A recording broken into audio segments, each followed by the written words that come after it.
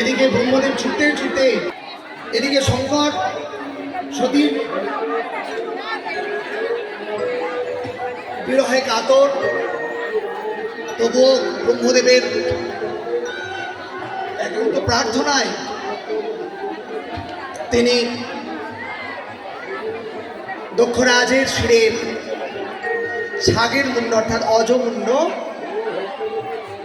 সেই তখনকার সময়ে সার্জারি করলেন। চিকিৎসা শাস্ত্র দেবাদিদেব মহাদেবের থেকে তৈরি। এই জগতের প্রথম চিকিৎসককে, প্রথম সার্জারিকে করছেন দেবাদিদেব মহাদেব, শঙ্কর মহাদেব কি। এই যে শল্য চিকিৎসা করলেন, যে মাথাটা জয়েন্ট দেওয়া যায়, এই যে আমরা হাত ভেঙে গেলে, পা ভেঙে গেলে জয়েন্ট দিচ্ছি, আজকালকার প্লাস্টিক সার্জারি করছি। এই সার্জারি কোথা থেকে এসেছে? দেবাদিদেব মহাদেবের থেকে। সমস্ত বিদ্যা, এই জগতের সমস্ত নাদ তার ডমরুর নাদ থেকে তৈরি হয়, সমস্ত শব্দ তার ডমরু থেকে তৈরি হয়। দেবাদিদেব মহাদেব দক্ষরাজের প্রাণ ফিরিয়ে দিয়েছেন। অজমুন্ড পেয়ে দক্ষরাজ বারবার শিবের আকুতি মিনতি করছেন, তাকে প্রার্থনা করছেন, প্রণাম করছেন। শিবের তত্ত্ব তিনি অবগত হয়েছেন। এদিকে দক্ষরাজ সতীর দেহকে কাঁধে নিয়ে তুমুল প্রচণ্ড তাণ্ডব নৃত্য শুরু করেছেন। এমন তাণ্ডব নৃত্য শুরু করেছেন বিশ্ব ধ্বংস প্রায় হয়ে যায়। তাই সতী যতক্ষণ তার কাঁধে থাকবে বিশ্ব ধ্বংস হয়ে যাবে। কি করা যায়? নারায়ণ তখন সুদর্শন চক্রের মাধ্যমে সতীর এক একটি দেহকে খণ্ড বিখণ্ড করলেন। তিনি সতীর চরণ থেকে ছেদন করতে শুরু করলেন। এই সতীর দেহটি 51টি খণ্ডে বিভাজিত করেন নারায়ণ। আর এই 51 খণ্ড এই ধরিত্রীর বুকে 51টি স্থানে ছিটকে পড়ে। আর এই 51 স্থানটির মধ্যে বেশিরভাগ স্থানই আমাদের অত্যন্ত সৌভাগ্য যে ভারতবর্ষের মধ্যে বেশিরভাগ স্থানই সতীর সতীপীঠ বলে আখ্যায়িত হয়। এই 51 সতীপীঠ রয়েছে।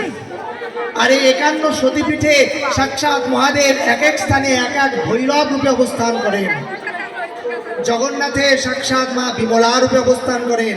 জগন্নাথের ভৈরব সাক্ষাৎ জগন্নাথ। কাশীতে মা অন্নপূর্ণা রূপে অবস্থান করছেন। কাশীতে বিশ্বেশ্বর রয়েছেন, কাল ভৈরব রয়েছেন।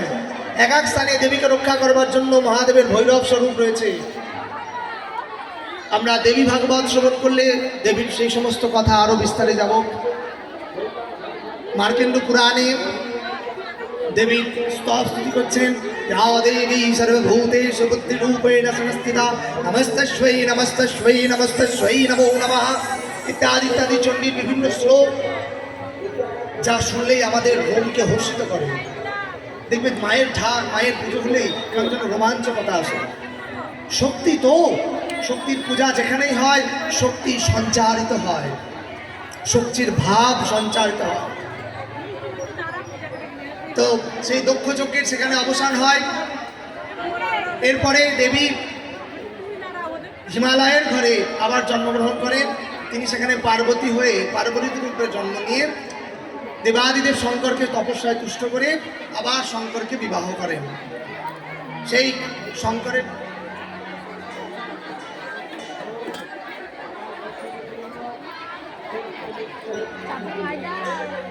দেবাদিদেব মহাদেব হিমালয় রাজের কন্যার হিমালয় রাজের ঘরে এসে পার্বতীকে বিবাহ করেন। বিবাহতে বিভিন্ন ঢোল বাজানা বিভিন্ন রকম সব এসেছেন। মা মেনকার সাথে বিভিন্ন লীলার সাধন করছেন। পার্বতী শিবের ঘরে আসেন। এদিকে তারকাসুরের প্রচন্ড অত্যাচার শুরু হয়েছে।